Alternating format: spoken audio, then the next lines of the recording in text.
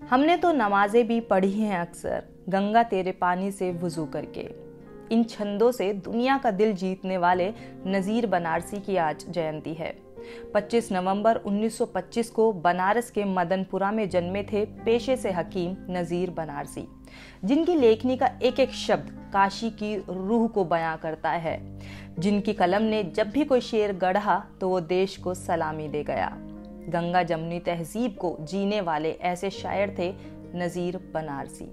खुद को काशी नगरी का फकीर और शिव की राजधानी का सफीर कहने वाले नज़ीर खुद के बारे में ऐलानिया कहते हैं, नफरत की आग बढ़ने ना पाए बुझा के चल, उठ और प्रेम प्यार की गंगा बहा के चल।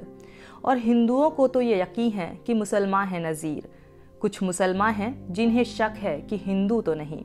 हदों और सरहदों से परे होती है कविता और शायरी, या फिर यूं कहें कविता और शायरी के जरिए दूरियों को पाटने और दीवारों को गिराने का काम किया जाता है। और उम्र भर नज़ीर साहब भी अपनी शायरी के जरिए इसी काम को अंजाम देते रहे। नज़ीर साहब अपनी शायरी के जरिए एक मुकम्मल इंसान और इंसानियत को गढ़ने की कोशिश करते रहे। उन्होंने अपने इसी रंज को कुछ इस तरह बयां किया था, न जाने इस जमाने के दरिंदे कहाँ से उठा लाए हैं चेहरा आदमी का। और उनको इस बात पे भी यकीन था कि वहाँ भी काम आती है मोहब्बत, जहाँ नहीं होता कोई किसी का। मोहब्बत, भाईचारा, देश प्रेम नज़ीर साहब की शायरी में शामिल है। बनारसी साहब ने अंत तक समाज की नब्ज को थामे रखा, ताकीद करते रहे, समझाते रहे, बताते रहे कि ये जो बंटने और बांटने के फलसफे हैं, इस मर्ज का सिर्फ एक ही इलाज है कि हम इंसान बने, इंसानियत का पाठ पढ़ें, मोहब्बत का हक अदा करें। और उन्होंने इस पाठ को कुछ इस तरह पढ़ाया, रहिए अगर वतन में इंसा की शान से, वरना कफन उठाइए उठिए जहान से। कहते हैं जिनके दिल में ये देश धड़कता था, आज उनको कोई पूछने वाला नहीं है।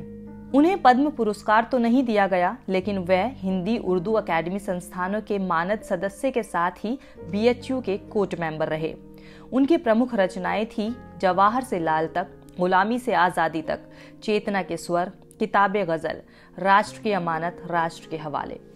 देश के बंटवारे का दर्द जिनकी रुबाइयां बनी, हिंदू मुसलमान के फर्क को तार तार करना जिनकी इबादत थी, ऐसे शायर नज़ीर बनारसी को साहित्य तक नमन करता है।